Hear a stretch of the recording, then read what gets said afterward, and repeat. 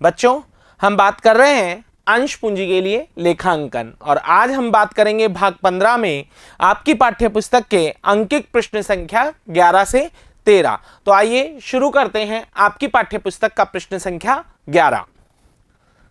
नमन limited ने 100 रुपए प्रत्येक के 20,000 अंशों का निर्गमन किया, जिस पर 25 रुपए आवेदन पर, 30 रुपए आवंटन पर, 25 रुपए प्रथम मांग पर और शेष अंतिम मांग पर। तो यहां पर जो अंश जारी किया है वो सममूल्य पर जारी किया है, तो किश्तों का जो योग होना चाहिए वो 100 होना चाहिए। तो 25, 30, 55 और 25, इसका टोटल आता है 80। इसका मतलब जो अंतिम मांग है वो 20 रुपए से होगी। अनुभा, जिसके पास 200 अंश है, ने आवंटन और मांग राशि का भुगतान नहीं किया, और कुमकुम, जिसके पास 100 अंश है, ने दोनों मांगों का भुगतान नहीं किया और इन दोनों के अतिरिक्त सभी राशियां प्राप्त हो गई। कंपनी ने अनुभा और कुमकुम के अंशों का हरण कर लिया। आपको रोजनामचा प्रविष्टियां देनी है, यानी आपको जर्नल में एंट्री करनी है। तो आइए शुरू करते हैं। सबसे पहले आवेदन की प्रविष्टि की जाएगी 25 रुपए से। 20,000 अंशों को 25 से गुणा किया जाएगा, और जब आप ऐसा करेंगे तो ये राशि आएगी 5 लाख। तो प्रथम प्रविष्टि जो की जाएगी वो की जाएगी bank account debit to share application, और उसका अमाउंट होगा 5 लाख रुपए।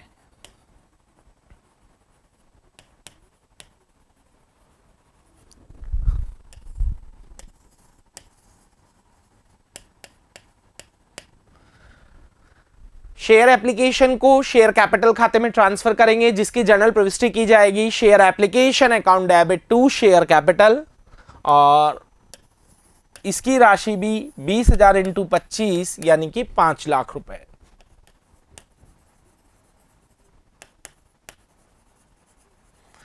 अब बात करते हैं बंटन की। तो बंटन राशि अगर देखी जाए तो 30 रुपए से बताई गई है। 20,000 को 30 से गुणा करेंगे 6 लाख रुपए आएगा, जिसकी प्रविष्टि होगी share allotment account debit to share capital, और राशि होगी 6 लाख रुपए।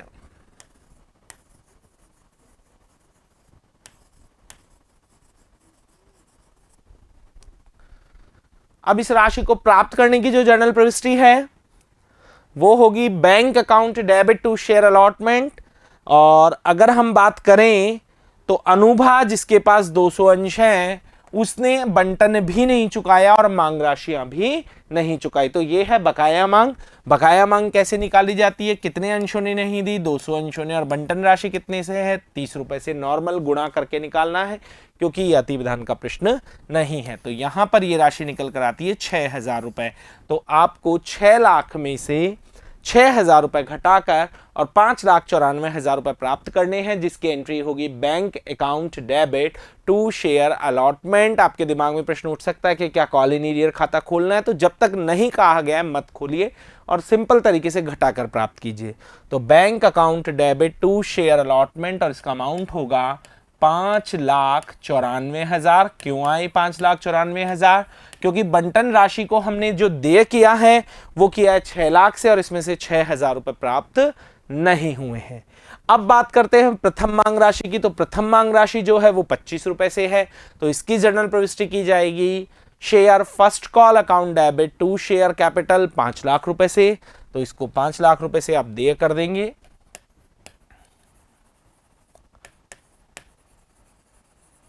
सवाल को जब आप पढ़ेंगे तो आपको पता लगेगा, अनुभा, जिसके पास 200 अंश है, उसने तो बंटन और मांग राशियां दोनों नहीं दी है, और कुमकुम, जिसके पास 100 अंश है, उसने दोनों मांगों का भुगतान नहीं किया। इसका मतलब प्रथम मांग 200 और 100 300 अंशों पर बकाया मांग है।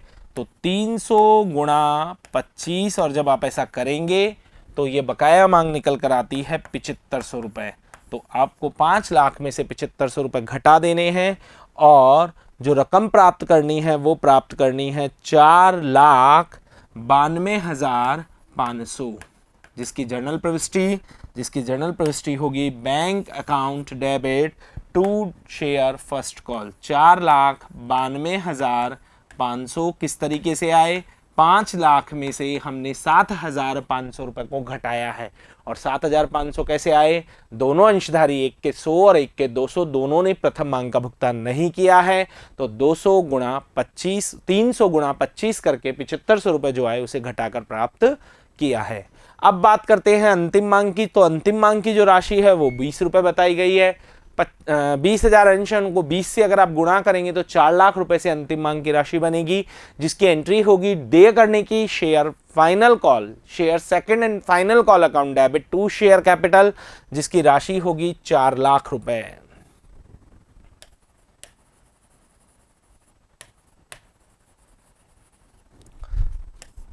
$20,000 गुणा 20, 300 अंशों ने पैसा नहीं दिया, 300 गुणा 20 जब आप करते हैं तो ये राशि आती है 6,000।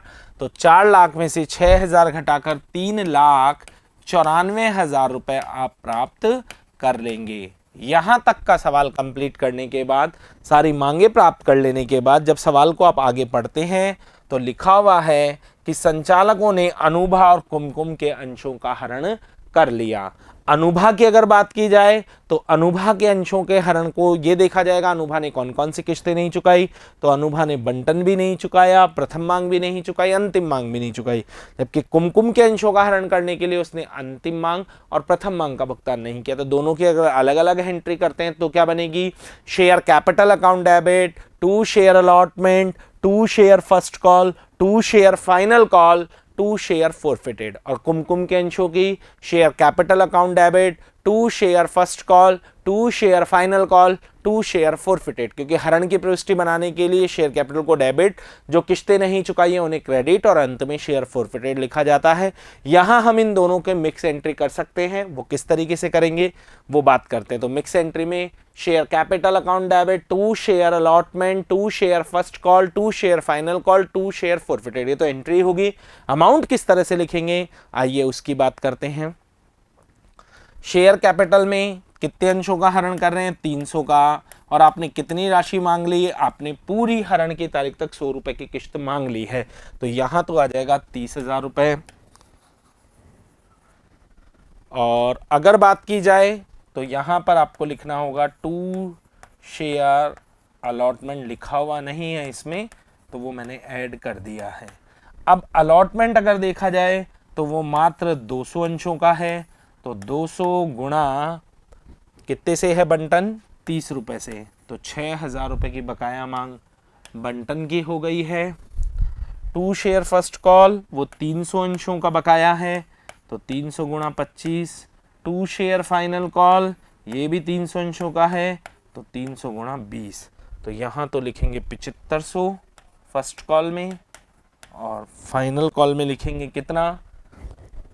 300 गुणा 20 करने पर 6,000 रुपये। और अंतर की राशि अब निकालेंगे तो 30,000 में से 12,000 और 19,500 जब आप घटा देंगे तो बचेगा 10,500 रुपये, जो कि कंपनी का क्या है? लाभ है। इस राशि को कंपनी ने क्या किया है? जब्त किया है। ये हमेशा अंतर की राशि से निकाला जाता है, लेकिन अगर थ्योरिकली क्वेश्चन पूछा जाए कि अंशहरण खाते में कौन सी राशि लिखी जाती है, तो अंशहरण खाते में जब्त की गई राशि को लिखा जाता है। आइए अब आगे बढ़ते हैं। प्रश्न संख्या 12। कृष्णा लिमिटेड ने 100 रुपये प्रत्येक अंश के 15,000 अंशों का 10 रुपये प्रति अंश प्रीमियम पर निर्गमन किया, यानी कंपनी ने 100 अंश को 110 रुपये पर जारी किया, जो इस प्रकार है। आवेदन पर 30 रुपये है, बंटन पर 50 रुपये प्रीमियम सहित है, प्रथम और अंतिम मांग पर 30 रुपये है, यानी 3 ही किस्तों में कंपनी ने पूरा 110 रुपये वसूल कर लिया है। सभी अंशों पर अभिधान प्राप्त हुआ और कंपनी ने सभी देय राशि 150 अंशों पर आवंटन और मांग राशि के अतिरिक्त प्राप्त कर ली। केवल 150 अंश ऐसे हैं जिन्होंने बंटन और मांग राशि का भुगतान नहीं किया। इन अंशों का कंपनी ने क्या कर लिया? हरण कर लिया और नेहा को 12 रुपये प्रति अंश पर पुनः निर्गमित कर दिया। आपको जर्नल प्रविष्टियां देनी है, तो आइए शुरू करते हैं। सबसे पहले 30 रुपए का आवेदन है, 15,000 को 30 से गुणा करेंगे तो ये आता है आपके 4,50,000 रुपए, जिसकी जर्नल प्रविष्टि होगी bank account debit to share application, और राशि होगी कितनी, 4,50,000 रुपए। 15,000 गुणा 30।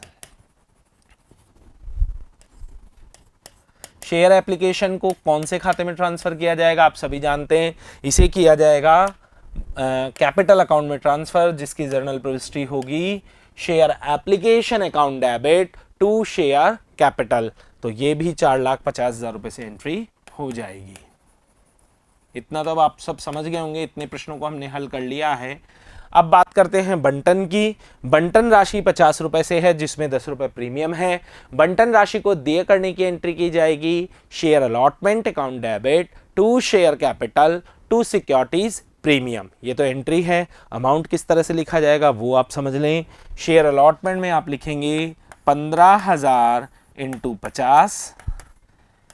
प्रीमियम में आप लिखेंगे 15,000 गुणा 10, और यहां लिखेंगे 15,000 गुणा 40।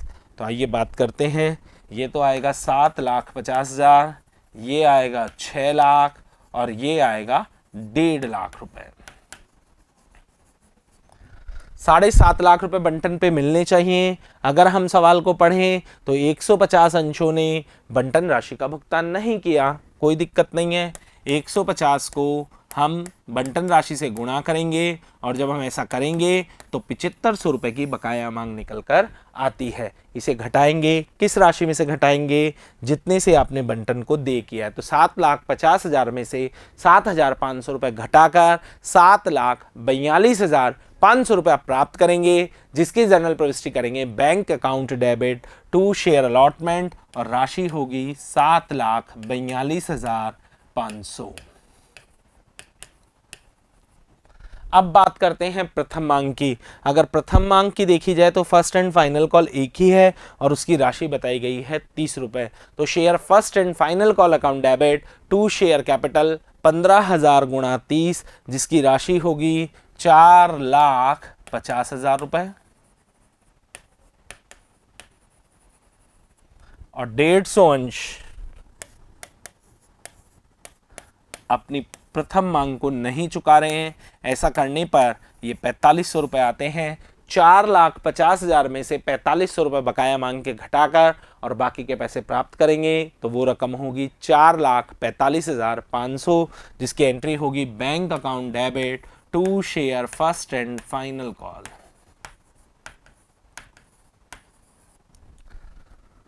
अब बात आती है अंशों के हरण की। 150 अंशों का आपको हरण करना है। इन अंशधारियों ने बंटन और मांग राशि का भुगतान नहीं किया है। अगर इस अंशधारी ने बंटन का भुगतान नहीं किया है तो इसका आशय ये है कि इसने प्रीमियम का भुगतान भी नहीं किया है। इस स्थिति में आप क्या करेंगे, आप सिक्योरिटीज प्रीमियम को हरण की प्रविष्टि में डेबिट करेंगे, क्योंकि आपको सिखाया गया है कि जब प्रीमियम की राशि प्राप्त ना हो तो हरण करते समय सिक्योरिटीज प्रीमियम को डेबिट किया जाता है।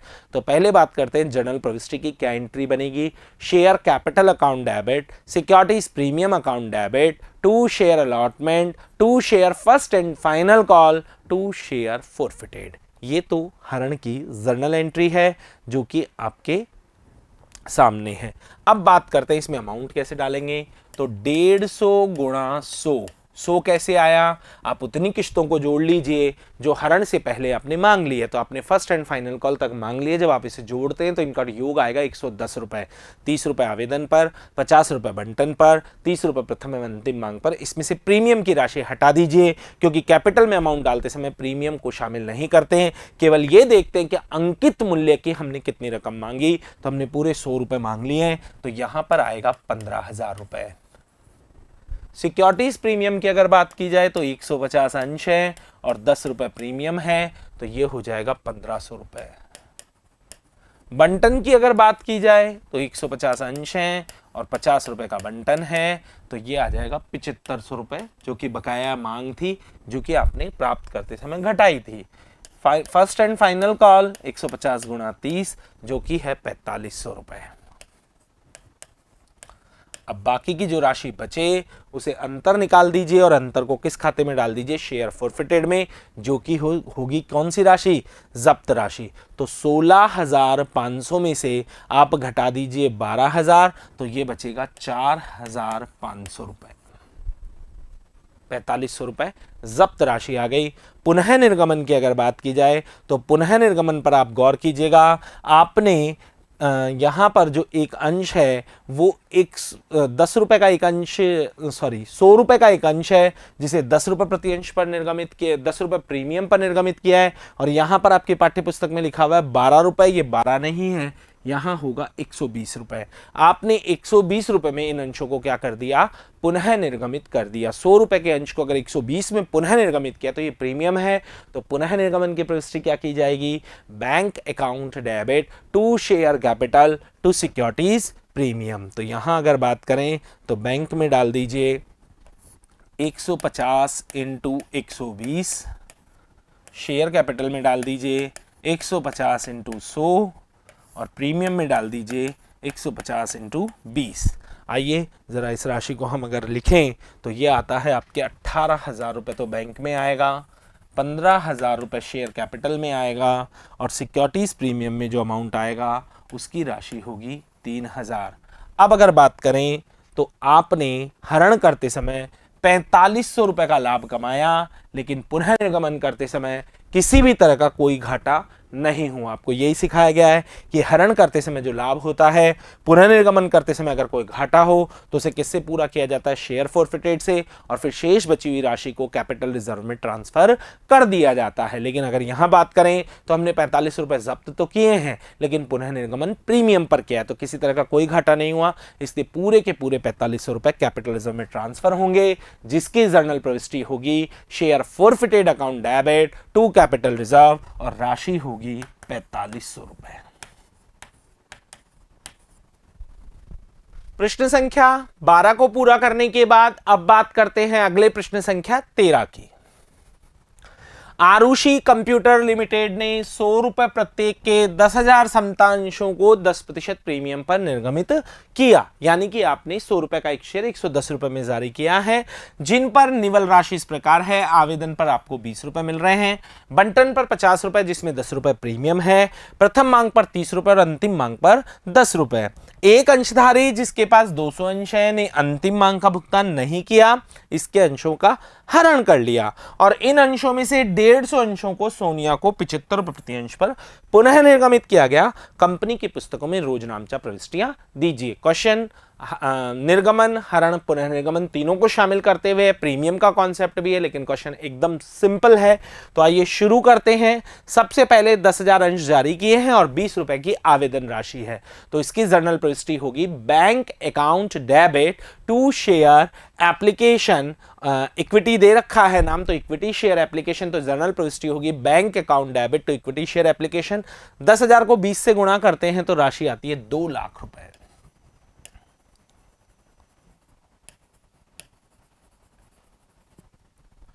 अगली प्रविष्टि होगी equity share application account debit to equity share capital और इसकी राशि भी होगी 2 लाख रुपए।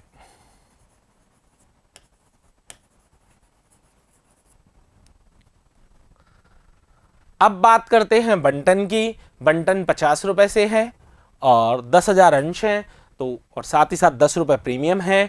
Equity share allotment account debit to equity share capital to securities premium. अब बात करते हैं कि राशि इसमें किस तरह से लिखी जाएगी। तो इक्विटी शेयर अलॉटमेंट में तो 10,000 इंटू 50, प्रीमियम में 10,000 इंटू 10 और इक्विटी शेयर कैपिटल में 10,000 इंटू 40। तो यहां तो लिख दीजिए 5 लाख, यहां लिख दीजिए 4 लाख और यहां लिख दीजिए 1 लाख। अब अगर बात करें तो 200 अंशों के अंशधारी ने अंतिम मांग नहीं चुका, इसका मतलब बंटन में और प्रथम मांग में कहीं कोई बकाया मांग नहीं है, इसलिए आपको पूरी 5 लाख रुपए की राशि प्राप्त होगी, जिसकी जर्नल प्रविष्टि की जाएगी bank account debit to equity share allotment और राशि पूरी प्राप्त कर लीजिए 5 लाख रुपए।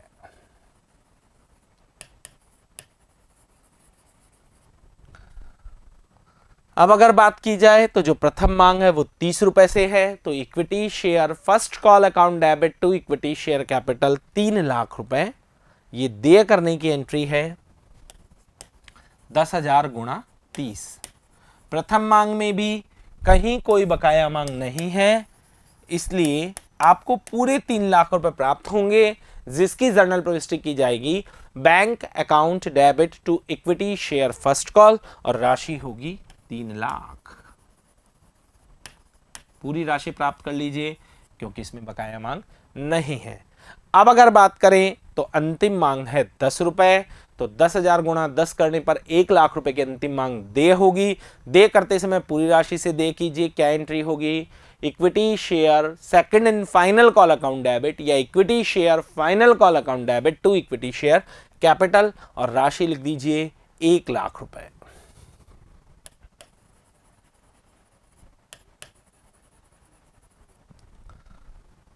दो 200 अंशों के धारक ने अंतिम मांग का भुगतान नहीं किया जैसा सवाल में लिखा हुआ है, तो सामान्य तरीके से 200 इंटू 10 करने पर यह राशि आती है 2,000 रुपए।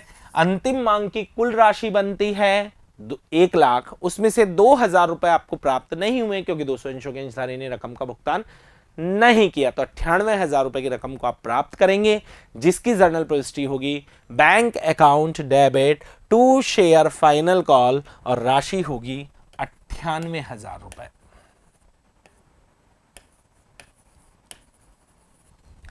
अब बात आती है, आपको इन 200 अंशों का हरण करना है और फिर इन 200 में से 150 अंशों को 75 रुपए प्रति अंश पर पुनः निर्गमित करना है। तो पहले हरण की बात करते हैं। हरण की अगर बात करें तो सबसे पहले ये देखना चाहिए कि अंश काय पर निर्गमित किए हैं, तो अंश आपने जो जारी किए हैं वो प्रीमियम पर किए हैं। अगर प्रीमियम पर निर्गमित आप अंशों का हरण कर रहे हैं तो आपको ये चेक करना होगा कि जिन अंशों का आप हरण कर रहे हैं, जिन 200 अंशों का आप हरण कर रहे हैं, क्या उन अंशधारियों ने प्रीमियम की राशि का भुगतान कर दिया। तो यहां पर इन अंशधारियों ने प्रीमियम की राशि का भुगतान कर दिया, क्योंकि जो प्रीमियम है वो बंटन के साथ देय है और इन्होंने तो सिर्फ अंतिम मांग का भुगतान नहीं किया है। तो हरण की जो प्रविष्टि बनाई जाएगी वो बनाई जाएगी, प्रीमियम का नाम नहीं आएगा क्योंकि प्रीमियम प्राप्त हो चुकी है। Share capital account debit to share final call, equity है तो इक्विटी यूज कीजिए, equity share capital account debit to equity share final call to share forfeited. एक बार फिर से सुने, equity share capital account debit to equity share final call to forfeited share. केवल ये हरण की एंट्री है जो कि आपके सामने है। अब अमाउंट किस तरीके से डाला जाएगा, तो 200 गुणा 100, क्योंकि आप पूरे 100 रुपए मांग चुके हैं, किश्तों का टोटल लगाएंगे तो 110 आएगा, जिसमें से 10 रुपए प्रीमियम को हटा दीजिएगा। तो यहां पर राशि आएगी 20,000। इक्विटी शेयर फाइनल कॉल में लिखोगे आप 200 गुणा 10 जो बकाया राशि है जो कि है 2,000, और शेयर फॉरफिटेड में हमेशा आपको सिखाया गया है आप अंतर की राशि यहां पर डाल दें। 18,000 रुपए कंपनी ने जब्त किए हैं, ये कंपनी का लाभ है और अंशधारी के अंशों को हरण कर लिया है। अब इन 200 अंशों में से आपने 150 अंश 75 रुपए की दर पर पुनः निर्गमित कर दिए हैं। तो अंश का जो अंकित मूल्य है वो 100 रुपए है और आपने इन्हें पुनर्निर्गमित कितने पर किया है, 75 रुपए पर पुनर्निर्गमित किया है। कितने पर पुनर्निर्गमित किया है, 75 रुपए पर पुनर्निर्गमित किया, तो 25 रुपए बट्टा होगा और उस बट्टे को किस नाम से यूज किया जाएगा, शेयर फॉरफिटेड के नाम से, क्योंकि आपको बताया जा चुका है कि पुनर्निर्गमन पर अगर कोई भी घाटा हो तो उस घाटे की पूर्ति आप शेयर फॉरफिटेड खाते से ही करेंगे और बट्टा कभी भी इस राशि से ज्यादा नहीं हो सकता। यानी कंपनी इन 200 अंशों को अगर पुनर्निर्गमित करना चाहे तो अधिकतम कितना बट्टा दे सकती है, 18,000 रुपए, इससे ज्यादा नहीं दे पाएगी। अब पुनर्निर्गमन की प्रविष्टि सुनिए, bank account debit share forfeited account debit to share capital. Bank को इसलिए डेबिट क्योंकि कंपनी के पास पैसा आएगा, शेयर फॉरफिटेड को इसलिए डेबिट क्योंकि कंपनी को 25 रुपए का घाटा हो रहा है, शेयर कैपिटल अंशों के निर्गमन पुनर्निर्गमन पर क्रेडिट की जाती है। तो अमाउंट किस तरीके से डालेंगे वो देखिएगा। बैंक में डाला जाएगा 150 इंटू 75, शेयर फॉरफिटेड में डाला जाएगा 150 इंटू 25 रुपए प्रति अंश आपको नुकसान है, और शेयर कैपिटल में डाला जाएगा क्या, टोटल अमाउंट डाला जाएगा। 150 को जब आप 75 से गुणा करते हैं तो ये राशि आएगी 11,250।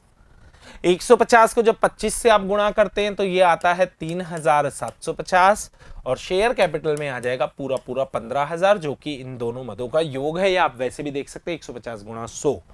अंशों के पुनर्निर्गमन के पश्चात जो राशि शेयर फॉरफिटेड खाते में बचती है 18,000 रुपए का आपको फायदा हुआ है और घाटा आपको हुआ है 3750। तो आपको कुछ प्रश्नों में आपने देखा होगा हमने 18,000 में से 3750 घटा दी और बाकी जो बचा वो पूरा पूरा कैपिटल रिजर्व में ले जाएंगे, यानी 18,000 में से अगर 3750 घटाते हैं तो वो बचता है 14,250 रुपए और उसकी entry share forfeited to capital reserve. लेकिन यदि आपने ऐसा कर दिया तो यहां गलती हो जाएगी, क्योंकि स्टूडेंट सबसे इंपॉर्टेंट बात ये समझने की, आपने जो हरण किया है वो 200 अंशों का किया है, तो ये जो 18,000 राशि है वो 200 अंशों का अंशरण खाता का लाभ है। आपने अंशरण खाते का जो शेष 18,000 रुपए वो 200 अंशों का, जबकि जो पुनः निर्गमन किया है वो मात्र आपने 150 अंशों का किया है। तो जो अंश पुनः निर्गमित हुए हैं केवल उन्हीं अंशों का पैसा कैपिटल रिजर्व में ले जाया जा सकता है। तो यहां अगर बात की जाए तो पहले आपको अनुपातिक कैलकुलेशन कर ये निकालना होगा कि यदि 200 अंशों का लाभ 18,000 रुपए तो 150 अंशों का लाभ कितना है। उस लाभ में से आपको ये 3750 का घाटा घटाना होगा, उसके बाद कैपिटल रिजर्व की एंट्री करेंगे। तो आइए इसके लिए वर्किंग नोट आपको तैयार करना होगा। वर्किंग नोट है पूंजी संचय की गणना, ये हेडिंग लगेगी पूंजी संचय की गणना।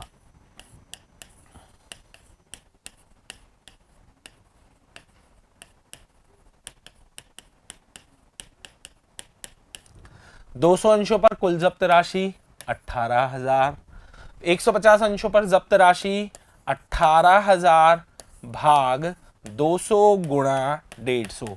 अगर हम 18,000 में 200 का भाग देंगे तो एक अंश का लाभ निकल कर आएगा और उसको अगर 150 से गुणा करेंगे तो 150 अंशों का लाभ निकल कर आएगा, जो कि आता है 13,500 रुपए। यानी 150 अंशों पर आपने जब्त की है 13,500 रुपए राशि, जबकि आपने जो घाटा इन पर उठाया है वो उठाया है 3,750। तो 13,500 में से 3,750 घटा दीजिएगा और आपकी राशि निकल कर आती है 9,750 रुपए, जिसे आप पूंजी संचय में ट्रांसफर करेंगे और इसकी जर्नल प्रविष्टि होगी share forfeited account debit to capital reserve 9,750 रुपए।